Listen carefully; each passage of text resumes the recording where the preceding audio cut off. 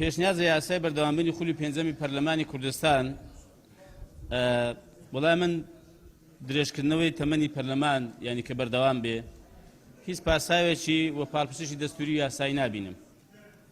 ئەمە پێنجەم خولی پەرلەمانە ئێمە وەکو عورفێکی خراپ بەڕاستی تەمەنی درێژ دەکەینەوە یا بەردەوام دەبێت لە ئەرکەکانی خۆی.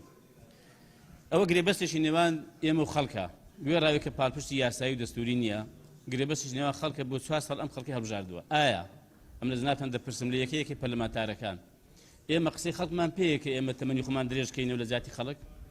ئایا خەڵک ئێستا لەم پەرلەمانە ڕازیە؟ ئایا خەڵک لە یەکەیەکی ئێمە ئارازیە؟ بۆیە بەڕاستی من داوا لە بەرزتان دەکەم وەک هەڵوێستێکی مێژوویی و بۆ ڕێگریکردن لەم عورفە خراپە کە جارێککە فێر نەبین ئێمە تەمەنی خۆمان بە خۆمان درێژکەینەوە، لەگەڵ ئەوەم بەڕاستی ئەم ناونیشانە هە بگۆڕێ پێشنیازە یاسای هەڵپەساندنی خولی پێنجەمی پەرلەمان و هەتا ئەو کاتێک کە لایەنە سیاسیەکان ڕێک دەکەون لە سیاسی هەڵبژاردن تەنها بۆ ئەو کە بێتەوە کە یاسای هەڵبژاردنی پەرلەمانی کوردستان پەسەند کاو و هەڵبژاردن بکرێ بەڕاستی. لەن ئەوی دیکە ئەمن حەقەتەن بە شتێکی خراپی دەزانم نە یاسا دەرکەین نە بە دوواداچوو بکەین و لەگەڵ ئەوەشم بەڕاستی پارەکانیش ببڕن بۆی خەڵک نەدەکا کە ئەوانە دانیشتنی پارە وەردەگرن بە بڕیارێک پارەی هەمان ببڕن بەس بەڕاستی هەڵی پەسێرن بە نەبێتە عورفێکی دیکەی خراپ بەردەوام بێت ئێمە نەتوانین یەک هەڵبژاردن لە کاتی خۆیدا بکەین. لە ناونیشانی بەردەوامی خولی پێنجەمی پەرلەمانی کوردستان بەپێی مادە 51 لە یاسای هەڵبژاردنی پەرلەمانی کوردستان بەپێی مادە 6 پەیڕەوی ناوخۆی پەرلەمانی کوردستان پەرلەمان بۆ 4 ساڵە وەکو بەڕێزانیش باسییان کرد. باشە چ قانونێک چ مادەیەکی قانونی ڕێ بەوە دەدا کە دەستەی سەرۆکایەتی پەرلەمان خۆی واژوو لەسەر ئەو پێشنیازە بکە بۆی تەمەنی خۆی درێژکاتەوە؟ ئێوە یاسا بەوە تێدەکەن وەکو کاڵایەک بە باڵای خۆتان بیدورن و پێشنیار دەکەم پێشنیاز ناونیشانەکە بکرێتە هەڵپەساردنی خولی پێنجەمی پەرلەمانی کوردستان. زۆر مامۆستا عومەر. بەڕێز سەرۆکی پەرلەمان بەرنامەی ئەمڕۆ خواستی حکوومەت و لایەنەکانی دەسەڵاتە حکوومەت و پێگەێنەرەکانی حکوومەت کە تەمەنی پەرلەمان درێژ بکرێتەوە.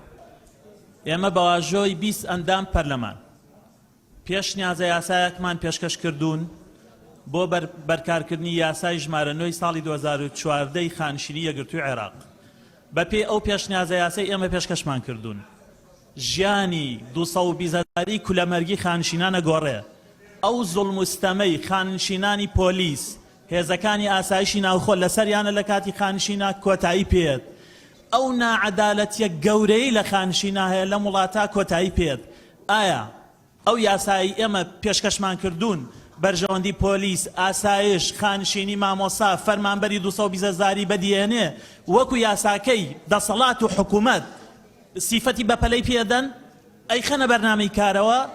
ئەگەر خەنە بەرنامەی کارەوە ئەگەر درێژکردنەوەی پەرلەمان بۆ باشکردنی ژیانی خەڵکە بۆ لێپرسینەوەی لە حکوومەت ئەگەر جێبەجێکردنی پەیڕەوە ئەگەر ئەوەی حکوومەت والیەکەن یاسای بودجەی هەبێ ئەگەر ژیانی خەڵک باشەکەین پاشەکەوتی موچای گێڕینەوە بۆ خەڵک لێپرسینەوە لە حکوومەتەکەین بەسەر چاو ئێمەژەچین بۆ خەڵکی ڕوونەکەینەوە خەڵکی کوردستان لە پێناوی تۆیە ئێمە تەمەنی پەرلەمان درێژەکەینەوە. بەس ئەگەر هەر ئەو یاسایانەیە هەر بە پێی مادەی 78 و تەنها بڕگەی یەکەم و ئەو یاسایانەی حکوومەت و دەسەڵاتیان نێرێ پەرلەمان بۆ تەمەنی درێژکەینەوە لە پێناوی چییە؟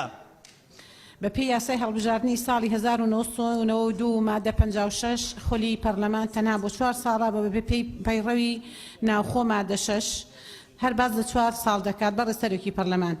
ئەم هەموار و درێژکردنەوەی خولی پەرلەمان نادەستوری و نایاساییە میلەت تەنها بۆ 4 ساڵ دەنگی بە ئێمە داوە بۆیە ئێستاش درەنگ نەبووە داوا لە بەڕێستان دەکەین هەمواری یاسای هەڵبژاردن بکرێەوە پەرلەمان هەڵبوەشێتەوە و حکوومەت ببێتە حکوومەتێکی کاربڕێکەر ئەمە بۆ ئێمە بێتە سەروەری مێژوو. زۆر سوپاس.